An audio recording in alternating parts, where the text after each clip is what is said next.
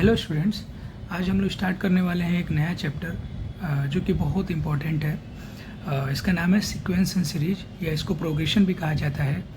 अगर मैं बात करता हूँ मेंस के हिसाब से तो मिनिमम 1 क्वेश्चन तो आता ही है, मतलब कभी कभी 2 भी पूछ लेते हैं।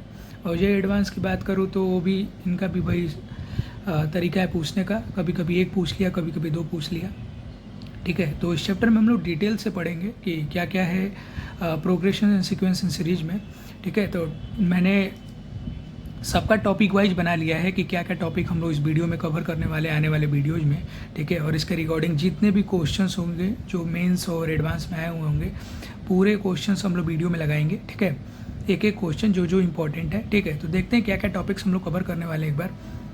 सबसे पहले अर्थमेटिक प्रोग्रेशन एपी कवर करेंगे, फिर sum of n terms of an AP पढ़ेंगे। उसके बाद से आपका अर्थमेटिक मीन पढ़ेंगे, फिर उसके बाद से प्रॉपर्टीज ऑफ एपी पढ़ेंगे, फिर ज्योमेट्रिकल प्रोग्रेशन पढ़ेंगे जीपी। उसके बाद से सम ऑफ एजीपी पढ़ेंगे, arithmetic geometric progression, geometric mean पढ़ेंगे, फिर प्रॉपर्टीज ऑफ जीपी पढ़ेंगे, फिर आपका हार्मोनिक प्रोग्रेशन पढ़ेंगे, फिर हार्मोनिक मीन पढ़ेंगे, फिर relation between M GM HM देखेंगे, फिर उसके बाद से सम स्पेशल सीरीज देखेंगे जो कि बहुत इंपॉर्टेंट है, बहुत ज़्यादा इंपॉर्टेंट। मेंस और एडवांस, अगर मैं एडवांस वाले क्वेश्चन पूछते हैं तो अक्सर यहीं से पूछते हैं, और मेंस भी अक्सर यहीं से कभी कभी पूछ देता है। बाकी जो भी ये ऊपर वाले टॉपिक से इनसे कवर होता है। ठीक है, तो आते हैं, लेट्स स्टार्ट 1 बाय 1। ठीक है, तो आज हम लोग पढ़ेंगे अर्थमेटिक प्रोग्रेशन। ठीक है, तो अगर मैं बात करता हूँ अर्थमेटिक प्रोग्रेशन की, तो सबसे पहले मुझे पता है एपी की कि एपी का सीरीज कैसे चलता है, a plus D, A plus 2D, A plus 3D, और ये डैश डैश आगे चलता ही जाता है। अगर मैं बात करता हूँ तो ए क्या होता है, फर्स्ट टर्म होता है जो कि 0 नहीं होना चाहिए। डी क्या होता है, आपका कॉमन डिफरेंस होता है। इसके बाद से आगे चलते हैं तो nth टर्म निकालते हैं एपी का। nth टर्म या लास्ट टर्म इसी को बोलते हैं, जिसको TN या L से दर्शाते हैं या इसको दिखाते हैं, nth टर्म या लास्ट टर्म। तो TN इक्वल टू क्या होता है, a plus n-1 into D होता है। इसको आपको याद रखना है। n क्या है, नंबर ऑफ टर्म है। n क्या है, आपका नंबर ऑफ टर्म है, जहाँ पे n क्या है, बिलोंग्स टू नेचुरल नंबर होना चाहिए। 1 2 3 ऐसे जो भी नंबर ऑफ टर्म्स होते हैं उनको बोलते हैं नेचुरल नंबर्स। ठीक है, इसके बाद अगला क्या है, एक नोट है, इसको आपको याद रखना है जो कि बहुत इंपॉर्टेंट है। कभी कभी अक्सर पता है ये स्टेटमेंट के फॉर्म में ही पूछ लिया जाता है। ठीक है, the nth term of an AP is always occurs in linear form. हमेशा याद रखना है कि जो nth टर्म आपने एपी का निकाला है ये हमेशा लीनियर फॉर्म में ही रहता है। देखिए TN equal to a into n plus b है, ये इंटू है, a into n plus b है, जहाँ पे ए और बी क्या है, आपके कांस्टेंट है, और जो कोफिशिएंट ऑफ एन है वो है आपका कॉमन डिफरेंस। देखिए लिखा है मैंने, where coefficient of n is called common difference. ठीक है, तो इसको आपको याद रखना है कि nth टर्म हमेशा एपी का क्या होता है, लीनियर फॉर्म में होता है, जहाँ पे ए और बी कांस्टेंट और एन का जो कोफिशिएंट है वो क्या होता है, कॉमन डिफरेंस होता है। ठीक है, अगला एक और पॉइंट है, इसको फैक्ट है, इसको याद रखना है।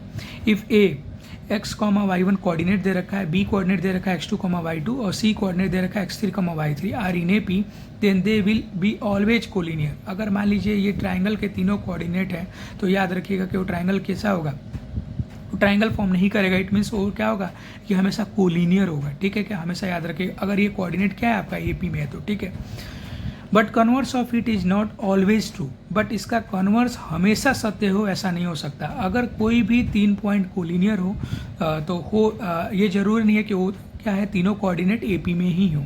ठीक है, इसका कहने का मतलब है, एक बार और देखते हैं क्या है, 3 कोऑर्डिनेट दिया हुआ है, अगर वो एपी में है तो हो सकता है वो पक्का वो कोलिनियर होगा। ठीक है, लेकिन तीनों जो कोऑर्डिनेट दे रखा है अगर वो कोलिनियर हो तो इट मे बी कि वो एपी में हो या ना हो। ठीक है, तो अगला देखते हैं क्या है, इसको हमेशा याद रखिएगा ये दोनों पॉइंट को, क्योंकि बहुत इंपॉर्टेंट है। अगला है, अगर मान लीजिए किसी भी एपी का फॉर फर्स्ट टर्म 0 करना है तो TN बराबर क्या करना है, nth टर्म क्या करिए, 0 कर दीजिए।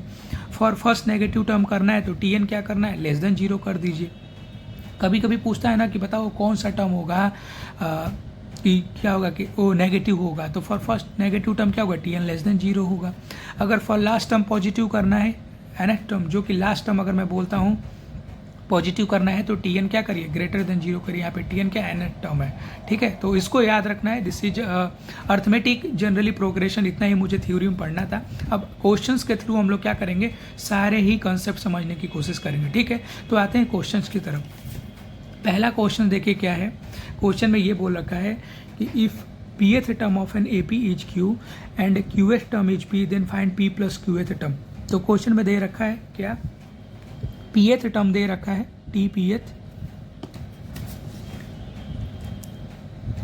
मुझे पता है nth टर्म का फॉर्मूला क्या होता है, a plus n minus 1 into D होता है। यहाँ पे वैसे ही pth टर्म लिख लेंगे, pth टर्म क्या हो जाएगा, a plus p minus 1 into D, ये पहला इक्वेशन हो जाएगा। जबकि pth टर्म इन्होंने q दे रखा है, इट मीन्स ये क्या हो जाएगा, q के बराबर है। और दूसरा क्या दे रखा है, qth टर्म p है, ये qth टर्म क्या है, p के बराबर है, a प्लस ये क्या हो जाएगा, q माइनस 1 इंटू डी हो जाएगा।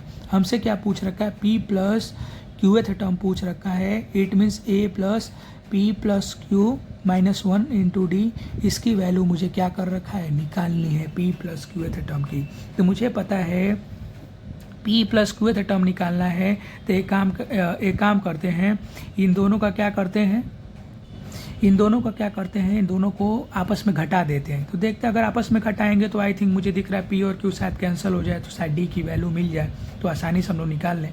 तो देखते हैं इक्वेशन 1 और 2 को घटा देते हैं। तो generally a p plus 1 minus d equal to q दे रखा है, और ये आपका दे रखा है a plus q minus 1 into D equal to क्या दे रखा है p। अगर मैं सब्ट्रैक्ट करता हूँ तो ये माइनस ये तो कट जाएगा, d कॉमन आ जाएगा, तो p माइनस 1 माइनस क्या हो जाएगा, q माइनस 1 इक्वल टू क्या हो जाएगा, q माइनस p हो जाएगा। d क्या हो जाएगा, p minus 1 minus q plus 1 हो जाएगा equal to q minus p हो जाएगा। ये 1 से 1 कट जाएगा और d इक्वल टू क्या हो जाएगा, q minus p upon p minus q जाएगा। ये माइनस 1 से कट जाएगा, ठीक है। अगर माइनस कॉमन ले लेता हूँ फिर काट दूंगा, फिर माइनस 1 हो जाएगा। तो d की वैल्यू क्या आ जाएगी, माइनस 1 आ गई, ठीक है। d की वैल्यू माइनस 1 आ गई। ये काम करते हैं, पहले वाले इक्वेशन में पुट करके देख लेते हैं। तो q इक्वल टू क्या हो जाएगा, a plus p minus 1 into ये हो जाएगा माइनस 1। तो q इक्वल टू a, ये क्या हो जाए आपका, ये माइनस p प्लस 1 हो जाएगा। a की वैल्यू यहाँ से मुझे पता चल जाएगी, तो q प्लस p माइनस 1 हो जाएगा, ठीक है। एक काम करते हैं, हमें p प्लस q की वैल्यू पूछ रखा है, तो a की जगह पुट कर देते हैं। तो a की वैल्यू क्या है आपकी, सॉरी ये a है, तो a की वैल्यू क्या है, q plus p minus 1 plus p plus q minus 1, ठीक है। और ये आपका दे रखा है इंटू माइनस 1 डी की वैल्यू जो हमने निकाला है। तो q प्लस p माइनस 1 ये मल्टीप्लाई करेंगे तो minus p minus q plus 1 हो जाएगा। तो q से q कैंसिल हो गया, p से p कैंसिल हो गया, और 1 से 1 भी कैंसिल हो गया, तो इसकी वैल्यू क्या आ गई, 0 आ गई। It means p plus qth term क्या है आपका, 0 दे रखा है, ठीक है। तो ये आपको ऐसे क्वेश्चन करना है। अगले क्वेश्चन की तरफ बढ़ते हैं।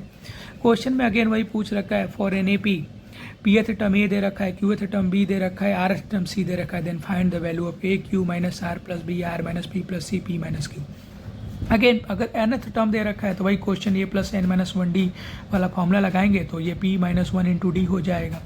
ये अगेन qth टर्म बात करता हूँ तो a plus q minus 1 into D हो जाएगा। rth टर्म बात करता हूँ तो a plus r minus 1 into D हो जाएगा। क्वेश्चन को अब ध्यान से पढ़िए, इन्होंने a q माइनस r की वैल्यू पूछ रखी है, मुझे पता है इसकी वैल्यू टोटल बताना है। तो पहले q माइनस r की वैल्यू पता होगी तभी तो हम कुछ आगे कर पाएंगे। तो मैं अगर this is equation first, this is second, this is third, अगर मैं इसमें से इसको कटा दूँ तो q माइनस r पता चल जाएगा, ठीक है। अगर मैं अगेन r माइनस p पूछ रखा है, तो जैसे जैसे पूछा इसमें से इसको कटा देंगे तो वो पता चल जाएगा। याद है pth टर्म उन्होंने a दे रखा है, ये b दे रखा है, ये c दे रखा है। तो एक काम करते हैं,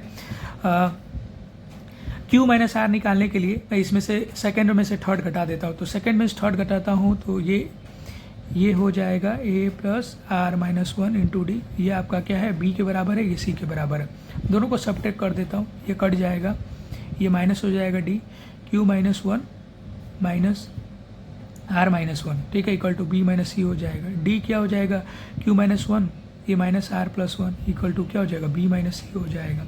अगेन ये 1 से 1 कटेगा और q माइनस r की वैल्यू क्या पता चल गया मुझे, b माइनस c अपॉन क्या हो जाएगा, d पता चल गया, ठीक है। तो ये आपको पता चल गया कि q माइनस r की वैल्यू क्या है, ये b minus c by D है। अगेन ऐसे ही मैं क्या करूँगा, r माइनस p करूँगा, तो इसमें से इसको घटा दूंगा। तो घटाते हैं a plus r minus 1 into D equal to क्या दे रखा है, c, और आपका क्या दे रखा है यहाँ पे a plus p minus 1 into D equal to क्या दे रखा है, a दे रखा है। तो अगेन माइनस करते हैं, ये कटेगा, d क्या हो जाएगा, r माइनस 1, इस बार मैं डायरेक्ट लिख देता हूँ, माइनस p प्लस 1 हो जाएगा equal to c minus a। Minus कटेगा तो ये आर माइनस पी की वैल्यू क्या हो जाएगा, सी माइनस ए अपॉन क्या हो जाएगा, डी हो जाएगा। ऐसे ही मैं अगर पी माइनस क्यू के लिए निकालता हूँ तो फर्स्ट और सेकंड में से घटाएंगे तो ये अगेन क्या हो जाएगा, P minus one into D हो जाएगा, इक्वल टू क्या हो जाएगा, ये ए दे रखा है और आपका क्या दे रखा है, a plus q minus one into D equal to क्या दे रखा है, बी दे रखा है। सब्ट्रैक्ट कर देते हैं, अगेन ये कटेगा, डी क्या हो जाएगा, P minus one minus Q plus one हो जाएगा, ए माइनस बी हो जाएगा। तो अगेन ये 1 से 1 कटेगा, पी माइनस क्यू की वैल्यू क्या हो जाएगी, ए माइनस बी अपॉन डी हो जाएगी।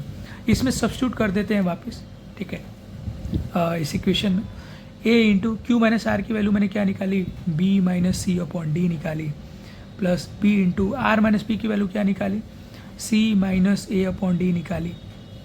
फिर क्या किया, प्लस सी इंटू मैंने पी माइनस क्यू की वैल्यू क्या निकाली, पी माइनस क्यू की वैल्यू क्या है, A minus B upon D निकाली, ठीक है। एक काम करते हैं, एलसीएम ले लेते हैं। अगर मैं एलसीएम लेता हूँ तो ऊपर क्या आ जाएगा, एलसीएम हाँ डी एलसीएम ले लेते हैं तो फिर क्या हो जाएगा, A B minus H E बचेगा, ऊपर क्या बचेगा, B C minus B A बचेगा, प्लस क्या बचेगा, ए सी माइनस बी सी बचेगा अपॉन ये नीचे क्या आ जाएगा, डी आ जाएगा। तो देखा है मैंने, ए बी से ए बी कट गया, अगर मैं बात करता हूँ तो ए सी से सी कट गया, बी सी से बी सी कट गया, तो ऊपर तो बचा 0 अपॉन डी, इट मीन्स इसकी वैल्यू क्या आ जाएगी, 0 आ जाएगी। तो कौन सी ऑप्शन सही है, तो मेरा फर्स्ट क्या हो जाएगा, फर्स्ट 0 इसमें क्या है, करेक्ट आंसर है। तो क्वेश्चन में कुछ नहीं करना है, अगर nth टर्म दे रखा है तो अगेन nth टर्म निकालिए, अगर जो वैल्यू पूछ रखा है उसके हिसाब से मैं सब्ट्रैक्ट ऐड करके मैं क्या कर सकता हूँ, क्वेश्चन को सॉल्व कर सकता हूँ। आते हैं अपने अगले क्वेश्चन की तरफ। ये क्वेश्चन देखिए क्या है, क्वेश्चन में ये जेई मेंस में आया हुआ क्वेश्चन है कि for an AP if 100 times of 100th term is equal to 50 times of 50th term then find the 158th term। ठीक है, क्वेश्चन में कुछ नहीं है, बस सिंपल सा है, बस थोड़ा सा लैंग्वेज मैथमेटिकल फॉर्म में दे रखा है, थोड़ा सा अजीब सा। देखते हैं 100 टाइम्स ऑफ 100 टर्म, मुझे पता है 100th टर्म क्या होता है, a प्लस अगर मैं t 100 निकालता हूँ तो क्या हो जाएगा, a plus 100 minus 1 into D हो जाएगा, it means A plus 99 D हो जाएगा, ठीक है। मीन्स जितना बोलते हैं उससे एक कम यहाँ पे डी लिख देते हैं, ठीक है।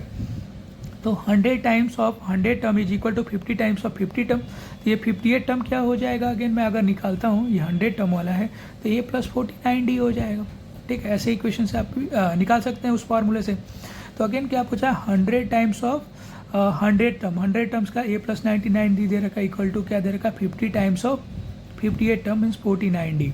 हमसे वैल्यू पूछ रखा है टी 158th टर्म पूछ रखा है, इट मीन्स मुझसे क्या जानना चाहता है, ए प्लस 149 डी की वैल्यू जानना चाहता है, ठीक है। तो निकालते हैं, इससे ये कटेगा तो ये 2 बार में कटेगा, मल्टीप्लाई करते हैं, 2a प्लस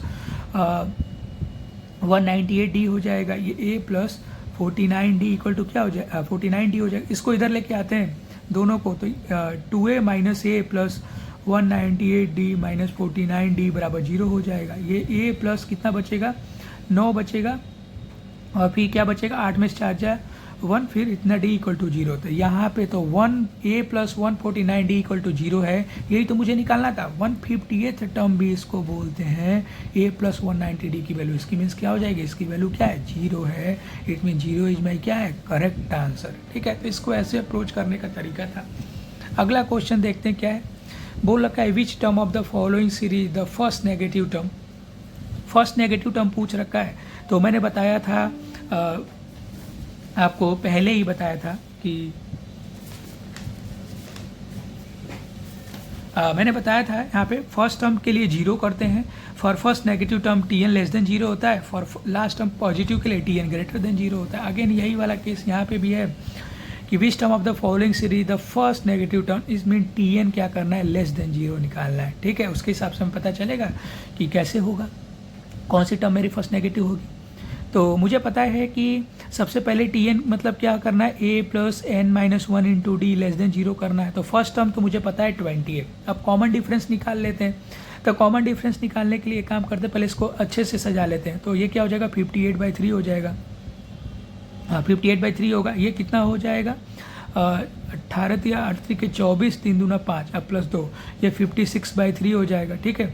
और ये डैश डैश से आगे चलता ही जाएगा। तो कॉमन डिफरेंस के लिए क्या करेंगे, ये ए है, बी है, सी है, तो बी माइनस ए कर देंगे।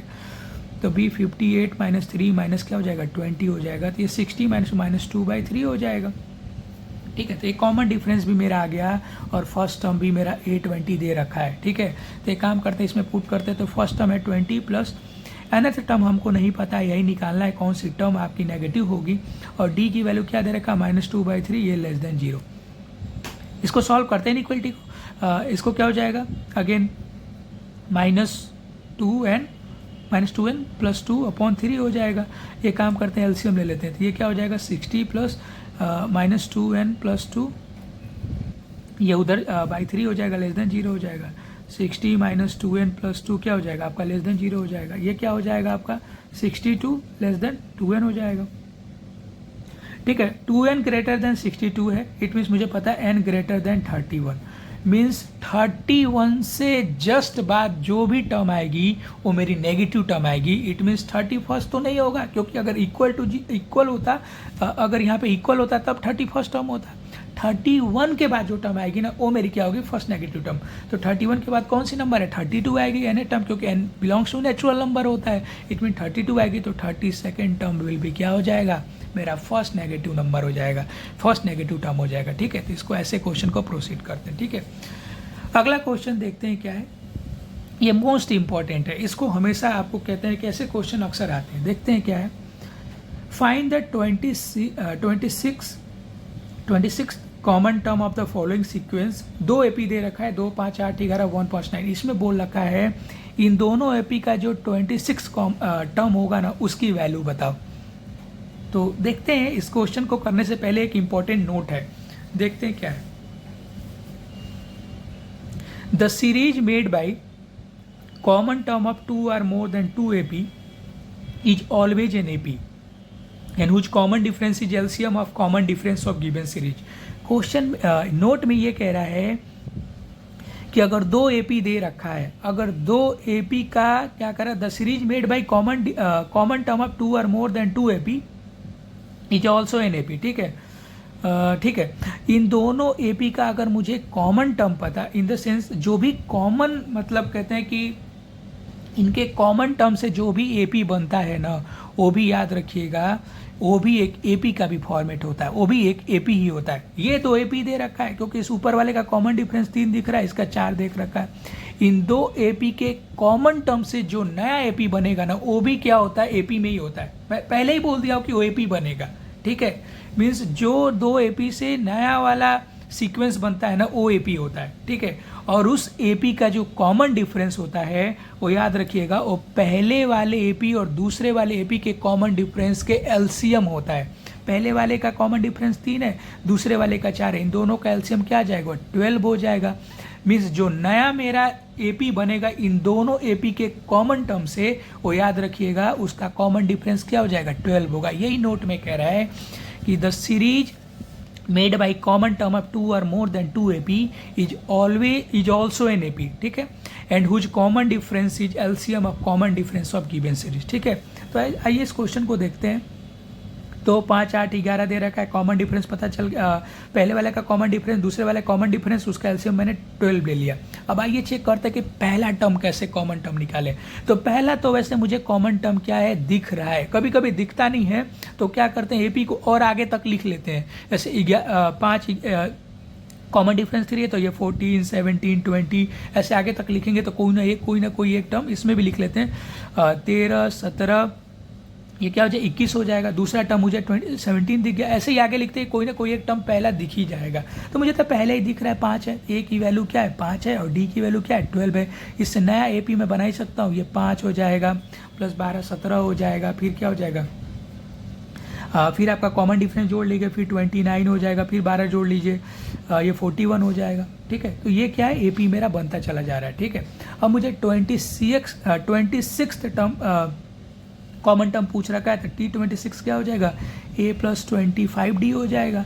A की वैल्यू 5 है, 25 इंटू D की वैल्यू क्या है 12 है, तो ये 5 + 25 इंटू 12 करते हैं, ये 50, ये 5 और 2 हो जाएगा, ये 300 आ गया, ये 300 आ गया, ये 305। मतलब T26 कॉमन टर्म क्या हो जाएगा 26 कॉमन टर्म 305 होगा। ये मेरा क्या है आंसर है। इस क्वेश्चन को करना बड़ी बात नहीं है, बस इस कहते हैं ना कि इस नोट को इंपॉर्टेंट याद रखिएगा। एक बार और बता देता हूँ कि मान लीजिए 2 AP दे रखा है और उस दो एपी के कॉमन टर्म से जो नया सीरीज बनता है वो भी क्या होता है, एपी होता है। उस एपी का जो नया मेरा कॉमन टर्म जो सीरीज बना रहे हैं उसका जो कॉमन डिफरेंस होगा वो दो एपी के कॉमन डिफरेंस के एलसीएम के बराबर होगा। ठीक है, तो ये आपको ऐसे रखना है। ठीक है, तो थैंक यू गाइस।